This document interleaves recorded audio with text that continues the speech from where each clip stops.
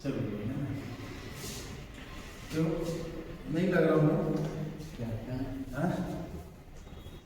तो अब देखो बेटा, यहाँ पर पूरी कहानी में आपने पूरी पिक्चर पढ़ ली। अब आखिर में बस ये देखना है कि सीता राम को छोड़कर क्यों चली गई, है ना। तो कहने का मतलब यहाँ जो अर्हिनियस का सिद्धांत और क्या देखना है आपको, समीकरण। सिद्धांत और क्या देखना है, समीकरण। क्या देखना है, सिद्धांत और समीकरण। अर्हिनियस का सिद्धांत क्या है? अर्हिनियस का सिद्धांत क्या बोलता है बेटा, क्या बोलता है अर्हिनियस का सिद्धांत? अर्हिनियस का सिद्धांत बोलता है कि अभी तक आप पिक्चर में ये देखते आ रहे हो कि sir R is directly proportional to A, ये दर नियम है। यदि अनुक्रमानुपाती का चिन्ह हटाओ तो सर यहाँ पर एक वेग स्थिरांक आ जाएगा। क्या आ जाएगा? वेग स्थिरांक। अब इसने इस वेग स्थिरांक का मान बढ़ा दिया। कैसे बढ़ा दिया सर? ताप बढ़ाकर। ताप बढ़ेगा तो वेग स्थिरांक का मान बढ़ेगा, वेग स्थिरांक का मान बढ़ेगा तो क्या बढ़ेगी? दर। क्या बढ़ेगी? दर। तो अभिक्रिया की दर कैसे बढ़ रही है सर? ताप बढ़ाने पर। कैसे बढ़ रही है? ताप बढ़ाने पर। तो यही इसका क्या है? सिद्धांत है। क्या है? सिद्धांत। पॉइंट क्लियर हुआ क्या? यदि इसके समीकरण की बात करने से पहले अपन कुछ बात करेंगे कि इसकी कुछ बेसिक शब्दावली है ना। क्या है? शब्दावली है। पहली शब्दावली है संघट्ट या टक्कर आवृत्ति। संघट्ट या टक्कर आवृत्ति, है ना। सबसे फर्स्ट क्या है? संघट्ट या टक्कर आवृत्ति, है ना। इसको किससे प्रदर्शित करते हैं? इसको किससे प्रदर्शित करते हैं? जेड से। किससे प्रदर्शित करते हैं? अब मैं कुछ बना रहा हूँ, समझना, है ना। मैंने बोला बेटा यहाँ पर ये क्या है? आपका एक चैम्बर है ना। यहाँ तो अलग अलग प्रकार के मैंने क्या रख दिए हैं? तत्व। एक ये है ना। और यहाँ पर मैंने बोला अरे अरे अरे अरे अरे ये हो गया आपके क्या? अलग अलग प्रकार के तत्व। तत्व होने का मतलब क्या? अलग अलग तत्व है। अब मैंने बोला अणु भी बोल सकते हो उनको, है ना। अब ये अणुओं के बीच में क्या हो रही है? टक्कर। क्या हो रही है?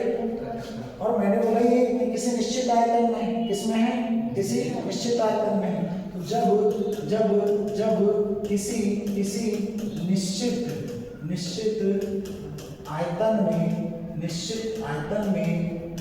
निश्चित आयतन में प्रति सेकंड, क्या बोल रहा हूँ?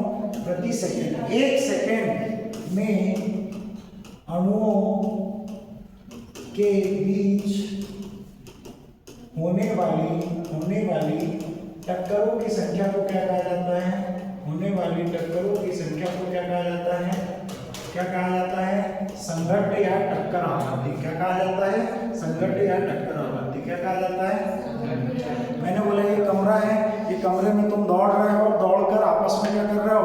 टकरा रहे हो। तो 1 सेकंड में जितनी बार ऐसे टकरा जाओगे उसी को अपन क्या कह रहे हैं? संघट्ट आवृत्ति या टक्कर आवृत्ति। पॉइंट क्लियर हुआ क्या? पहली टर्म समझ में आई? चलो ठीक है। दूसरी बात अपन यहाँ पर कर रहे हैं किसकी? प्रभावी टक्कर की। किसकी बात कर रहे हैं? प्रभावी टक्कर की। अब यहाँ पर अर्हिनियस साहब क्या कहते हैं? इनका कहना है कि भाई टक्कर तो तुम करते रहोगे, पर जब तक खून नहीं निकलेगा तब तक टक्कर का कोई मतलब है क्या? अरे तुम टकरा रहे हो वहां तक ठीक है, पर ब्लड ही नहीं निकला तो फिर टक्कर प्रभावी होगी क्या? नहीं होगी। यहाँ पर खून से मतलब क्या है? रिएक्शन, अभिक्रिया। इससे रिएक्शन, अभिक्रिया से। अरे भाई यहाँ पर टकरा रहे हो, पर टकराने से कोई रिएक्शन ही नहीं हो रही है, तो वो टक्कर प्रभावी होगी क्या? नहीं होगी। वो टक्कर प्रभावी होगी क्या? नहीं होगी। तो इन्होंने कहा कि टक्कर को प्रभावी होना जरूरी है। अब ये जरूरी है कि टकराएंगे तो अभिक्रिया होगी, पर हर टक्कर से अभिक्रिया होगी ये निश्चित नहीं है। वो टक्कर इतनी प्रभावी होनी चाहिए कि वो टक्कर के कारण क्या शुरू हो जाए? खून बहना शुरू हो जाए, है ना। खून मतलब क्या? अभिक्रिया होने लग जाए। क्या होने लग जाए? अभिक्रिया होने लग जाए, है ना। अभी तुमको मालूम है 4 बजे के पहले तक मैं एकदम लूज हो गया था ना। तुमको तुम्हारे चेहरे देखकर मैं फिर एनर्जेटिक हो गया, है ना। ऐसे ही रहता है। ठीक आई क्या बात समझ में? पॉइंट क्लियर हुआ क्या? तो प्रभावी टक्कर समझ में आई। प्रभावी टक्कर की डेफिनेशन क्या लिखोगे सर? तो आपको पता है सभी टक्कर प्रभावी नहीं होती। प्रभावी टक्कर वो टक्कर कहलाएगी जिसमें अणुओं और परमाणुओं के बीच में जो टक्कर हो रही है उसके पश्चात उनके बीच में क्या हो जाए, रासायनिक अभिक्रिया हो जाए। ऐसी टक्कर को हम क्या कहेंगे, प्रभावी टक्कर। आई क्या बात समझ में, आई क्या बात समझ में, क्लियर। नोट्स रखे तुम्हारे पास, रखे नहीं रखे, घर पे रख दिए है ना, घर पे रख दिए, दे दिए ना, तुमने तो बोला था कल दे दिए,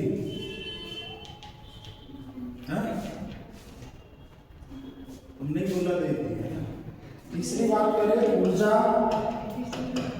अवरोधक। ऊर्जा अवरोधक है, इसको क्या कहा जाता है, देहली ऊर्जा। क्या कहा जाता है, देहली ऊर्जा। और एक चौथी आएगी तुम्हारी कौन सी, संक्रियण ऊर्जा। कौन सी आएगी, संक्रियण ऊर्जा, है ना। इसको किससे प्रदर्शित करेंगे बेटा, ये से। किससे प्रदर्शित करेंगे, ये से। पॉइंट क्लियर हो गया। देहली ऊर्जा या ऊर्जा अवरोधक, है ना। कहने का मतलब कि प्रभावी टक्कर के लिए जितनी ऊर्जा की आवश्यकता होती है उसे अपन क्या कहते हैं, और प्रभावी टक्कर के लिए जितनी ऊर्जा दी जाती है उसे अपन क्या कहते हैं।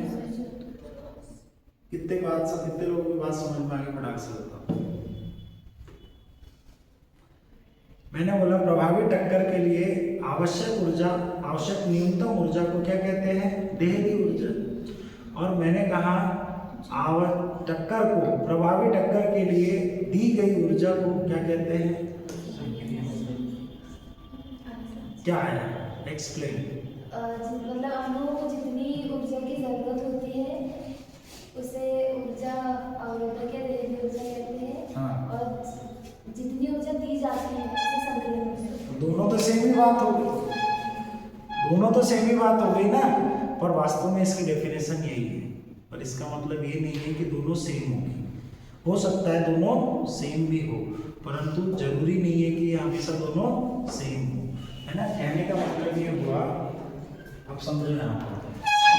मैंने कहा बेटा, मैंने कहा कि आप ग्राफ के माध्यम से समझो। इसके माध्यम से समझो ग्राफ। मैंने बोला ए और बी है, ये कौन है, जिनके बीच में प्रभावी टक्कर होनी है, और इन्हीं के बीच में प्रभावी टक्कर से क्या बनेगी, क्या बनेगी, अभिक्रिया। अभिक्रिया कब होगी, मैंने बोला यहाँ पर ये दोनों टकरा गए, यहाँ पर ये दोनों टकरा गए। इधर मैंने बोला इसको कौन सी बोल दी, आवश्यक ऊर्जा। क्या बोल दिया इसको, आवश्यक ऊर्जा। इधर मैंने बोल दी कौन सी, उल्टा बोल दिया। तो ग्राफ से समझना है ना, मैं लेवल बता रहा हूँ, है ना। ये टक्कर हुई इनके बीच में, अब टक्कर हुई, और टक्कर होने के पश्चात इसको अपन क्या दे रहे हैं, एनर्जी। क्या दे रहे हैं, एनर्जी। क्या दे रहे हैं, एनर्जी। क्या दे रहे हैं, एनर्जी। तो मैंने बोला कि टकरा, स्वयं कहाँ टकरा गए थे, स्वयं कब टकरा गए थे, यहाँ पर। स्वयं कब टकरा गए थे, इतने अंतराल ऊपर, इतने अंतराल ऊपर। परंतु मैंने बोला रिएक्शन कहाँ पर हुई सर, यहाँ पर। रिएक्शन कहाँ पर हुई, यहाँ पर। रिएक्शन कहाँ पर हुई, यहाँ पर। तो मैंने बोला आपकी जो आवश्यक ऊर्जा थी टोटल कितनी थी सर, इतनी थी, इतनी थी या नहीं थी। ये दोनों टकराए तो अपने पास स्वयं की कुछ ऊर्जा रही होगी इनके पास। अब मैंने बोला कि इनको अभिक्रिया, बोले तो प्रभावी टक्कर बनाने के लिए हमारे द्वारा कितनी ऊर्जा दी गई सर, इतनी ऊर्जा दी गई। इसी को क्या कहा जाता है, संक्रियण ऊर्जा। हमारे द्वारा प्रभावी टक्कर बनाने के लिए जो ऊर्जा दी जाती है उसको क्या कहा जाता है, संक्रियण ऊर्जा। संक्रियण ऊर्जा। और प्रभावी टक्कर होने के लिए आवश्यक न्यूनतम ऊर्जा को क्या कहा जाता है, देहली ऊर्जा। क्या कहा जाता है, फिर से बताओ, क्लियरिटी आई कि नहीं आई, फिर से। अब कौन बताएगा, ये बताए, चलो बता, क्या अंतर है दोनों में, फट से बताया, मेरे को भी जानना है। चांद रास्ता लिख रहा हूँ,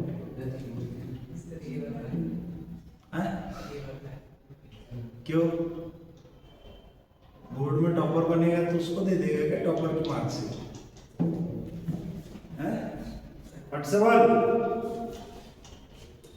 हमारे साथ यही समस्या, ये जाएगा, वो लाएगा, वो करेगा, अपन क्या करेंगे, सब वो करेगा। हाँ बता, इधर सब बता, क्या कंफ्यूजन है, तो कंफ्यूजन में तो पूछो। फिर से मैंने बोला, चलो अब मैं तुमको एग्जांपल देता हूँ, है ना। मैंने बोला कि यहाँ पर क्या नाम है, शिवम, क्या नाम है, शिवम, है ना। अब शिवम को गिराना है, क्या करना है, गिराना है। अब इसके रास्ते में कोई गड्ढा है, उस गड्ढे से टकराया, ये थोड़ा सा ऐसा तिरछा हुआ था। कैसा हुआ था, तिरछा। इसमें हमारा कोई रोल है क्या, नहीं। अब जैसे ही मैं आया, मेरा धक्का उसको और लग गया, तो वो गिरते गिरते जो बच रहा था गिर ही गया। दोनों में क्या अंतर हुआ कि सर जब ये गड्ढे से टकराया तो उनके बीच टक्कर तो हुई, दो लोगों के बीच में, है ना, परंतु वो टक्कर परिणाम तक नहीं पहुंच पाई, उसको जमीन पर नहीं गिरा पाई। तो उसके लिए जो मैंने एक्स्ट्रा एनर्जी लगा दी उसके पीछे, उसी एनर्जी को अपन क्या कह रहे हैं, संक्रियण ऊर्जा। और उसको गड्ढे द्वारा और मेरे द्वारा, हम दोनों द्वारा जो पूरी कंप्लीट एनर्जी मिली है, उसी को अपन क्या कह रहे हैं, देहली ऊर्जा या ऊर्जा अवरोधक, है ना। मतलब अवरोधक क्यों कह रहे हैं कि प्रभावी टक्कर तब तक नहीं हो सकती जब तक इतनी ऊर्जा से वो आपस में ना टकराए। अब वो दोनों स्वयं ही लड़ रहे, झगड़ रहे, मैं कुछ करूँ बीच में, कुछ करूंगा क्या, नहीं, है ना। पर यदि मैंने कुछ कर दिया तो उनके पास एनर्जी और बढ़ जाएगी, और बढ़ेगी या नहीं बढ़ेगी। पॉइंट क्लियर हुआ कि नहीं हुआ, चलो यहाँ पर बात समझ में आई क्या। अब आपको कई बार कुछ पॉइंट इस तरीके से, देखो मैं ग्राफ नहीं समझा रहा, है ना। मैंने कहा कि सर इनकी प्रभावी टक्कर यहाँ पर होगी, मतलब टक्कर यहाँ पर होगी, और ये यहाँ पर जाकर क्या हो रहा है, यहाँ। मैंने बोला हमको कितनी एनर्जी देनी पड़ी सर, इतनी एनर्जी देनी पड़ी। अब मैंने कहा कि सर ये केवल कहाँ तक आई, यहाँ तक, ये अभिक्रिया केवल कहाँ तक पहुंची, यहाँ तक, यहाँ रुक गई। तो इसको एनर्जी देखो कितनी सारी मिली थी, और मैंने बोला ये जितनी एनर्जी मिली थी उससे कम एनर्जी, मतलब उससे ज़्यादा एनर्जी पर है या नहीं है, जितनी एनर्जी पर पहले थे उससे ज़्यादा एनर्जी पर है या नहीं है। मतलब ये हुआ कि ये जैसे जैसे यहाँ तक पहुँचने में इसके पास ऊर्जा कैसी हो गई, अधिकतम। अब जैसे जैसे नीचे आ रही, इसका मतलब ये अपने से क्या निकालते जा रही है, ऊर्जा निकालते जा रही है, निकाल रही है, नहीं निकाल रही, बिल्कुल निकाल रही है। और मैंने कहा कि यदि ये अपनी वास्तविक पोजीशन से ऊपर ही है, वास्तविक पोजीशन से कहाँ है, ऊपर, इसका मतलब इसने जितनी ऊर्जा गेन की थी उतनी पूरी ऊर्जा निकाली क्या, नहीं निकाली। मतलब यहाँ पर इसने कुछ ऊष्मा ऊर्जा का अवशोषण करके रखा है। तो ये क्या होगा, यहाँ पर ऊर्जा का अवशोषण, ऊर्जा का क्या होगा, अवशोषण। और इसी को कहा जाता है क्या, इसी को क्या कहा जाता है, ऊष्मा शोषी अभिक्रिया। क्या कहा जाता है, ऊष्मा शोषी अभिक्रिया। पॉइंट क्लियर हुआ क्या, पॉइंट क्लियर हुआ क्या। अभी एक और चीज देखो, मैंने कहा ग्राफ लिया, सबने फिर से क्या लिया, ग्राफ लिया, और मैंने कहा यहाँ पर ए बी है, इनके बीच क्या हुई सर, टक्कर हुई, और अब ये यहाँ पहुँच गया, ये कहाँ पहुँच गया, यहाँ पर, है ना। तो मैंने बोला हमने कितनी एनर्जी दी थी सर, इतनी ही दी थी, इतनी एनर्जी दी थी। अब इसने जितनी ली थी उससे ज्यादा एनर्जी क्या कर दी, रिलीज कर दी। एनर्जी कितनी ली थी इसने, इतनी, इस लेवल तक की एनर्जी ली थी, इस लेवल तक की एनर्जी ली थी, और ये तो इस लेवल से भी ज्यादा नीचे चला गया ना। ग्राफ क्या बताना प्रयास कर रहा है, इसने जितनी ऊर्जा गेन की थी उससे ज्यादा ऊर्जा निकाल दी, मतलब सर यहाँ पर क्या हुआ है, ऊर्जा का उत्सर्जन, क्या हुआ है, ऊर्जा का उत्सर्जन। अब इसको क्या कहा जाता है, ऊष्माक्षेपी अभिक्रिया। क्या कहा जाता है, ऊष्माक्षेपी अभिक्रिया। अरे भाई टक्कर होने के कारण हो क्या रहा है, टकराने से क्या हो रहा है, प्रभावी टक्कर क्यों कराना चाह रहे हो, ताकि अभिक्रिया हो सके। प्रभावी टक्कर क्यों कराना चाह रहे हो, ताकि अभिक्रिया हो सके। और यदि अभिक्रिया हो रही है तो उसमें या तो ऊष्मा का अवशोषण होगा या तो उत्सर्जन होगा,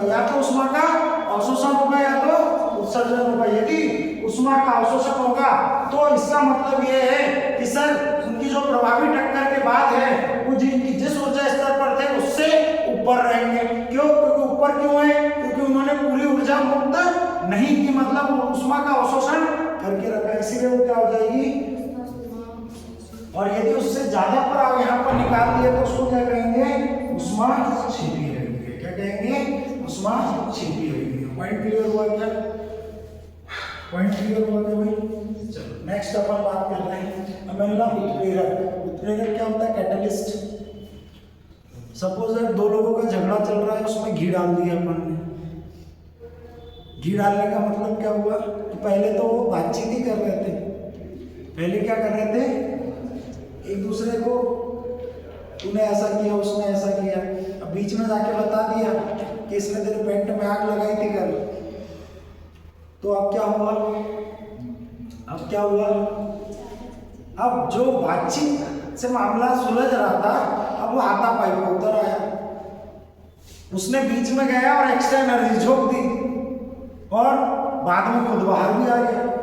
लड़े कौन? वो दोनों। मरे वो दोनों। आई क्या मेरी बात समझ में?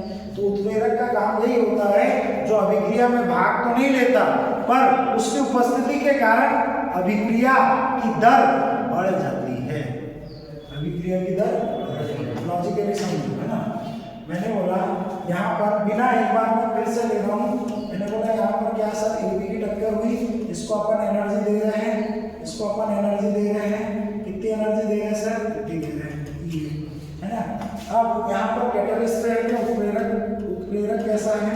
उत्प्रेरक कैसा है? अनुपस्थित। उत्प्रेरक कैसा है सर? अनुपस्थित। उत्प्रेरक कैसा है सर? अनुपस्थित। अब मैंने बोला यहाँ पर मैंने बात की, यहाँ पर मैंने बात की कि भाई यहाँ पर सपोज दैट उत्प्रेरक आ गया। कौन आ गया? उत्प्रेरक। क्या आ गया? उत्प्रेरक, है ना। अब उत्प्रेरक क्या करेगा? ये पहले ए और बी की टक्कर थी, ये बीच में गया। उत्प्रेरक बोले तो सी, कैटलिस्ट, ये बीच में गया। इसका एनर्जी लेवल क्या कर दिया? एनर्जी लेवल क्या हो गया? बढ़ा दिया। एनर्जी लेवल क्या कर दिया? बढ़ा दिया। एनर्जी लेवल जैसे ही बढ़ा, एनर्जी लेवल बढ़ने के कारण में कहाँ पहुंच गए? ए सी बी। यहाँ पर थे, यहाँ से सीधा कहाँ पहुंच गए? यहाँ पर। तो अब हमको एनर्जी ज्यादा देने की जरूरत पड़ी क्या? नहीं। अब हमको कितनी एनर्जी देनी पड़ी? केवल इतनी। कितनी देनी पड़ी? इतनी। तो इसने क्या कर दिया? अभिक्रिया की दर को एकाएक बढ़ा दिया। अभिक्रिया की दर को एकाएक बढ़ा दिया, जिसके कारण हमारी जो संक्रियण ऊर्जा थी, हमको जितनी ऊर्जा देनी पड़ रही थी प्रभावी टक्कर के लिए, वो उस ऊर्जा का मान हमारे लिए कैसा हो गया? कम। किसकी उपस्थिति के कारण? उत्प्रेरक की उपस्थिति के कारण। अरे भाई, आप बाहर से झगड़ा देख रहे हो, वहां पर आपको संतोष थोड़ी होगा। बीच में जाके और थोड़ा सा आग में घी झोंक दो तो आग और भड़क जाएगी, तो फिर ज्यादा देखने में मजा आएगा। मतलब आपका फायदा हुआ। तो यहाँ पर भी किसका फायदा हुआ? हमारा। हमको कम एनर्जी देनी पड़ी, किसके कारण? उत्प्रेरक के कारण। पॉइंट क्लियर हुआ क्या? इतनी चीजें थी। अब बस समीकरण लिखाना है। क्या लिखाना है? समीकरण। चलो, है ना। यहाँ पर दिया हुआ आपको log K2 upon K1 equals to ये अपान 2.303 R, और इधर आ जाएगा क्या? T2 माइनस T1 अपान क्या आ जाएगा? T1 T2। क्या आ जाएगा? T1 T2। ये कौन सा? अर्हीनियस समीकरण है। इसका जो मूल रूप है K1 K2 क्या है? T1 तापमान पर, देखो अर्हीनियस ने क्या बोला? ताप बढ़ाओगे तो वेग स्थिरांक बढ़ेगा, और वेग स्थिरांक बढ़ेगा तो अभिक्रिया की दर बढ़ेगी, है ना। अब चूंकि यदि T1 ताप है, T1 ताप है, तो T1 ताप पर वेग स्थिरांक क्या हो जाएगा? K1। और T2 ताप पर क्या हो जाएगा? वेग स्थिरांक K2। क्या हो जाएगा? K2।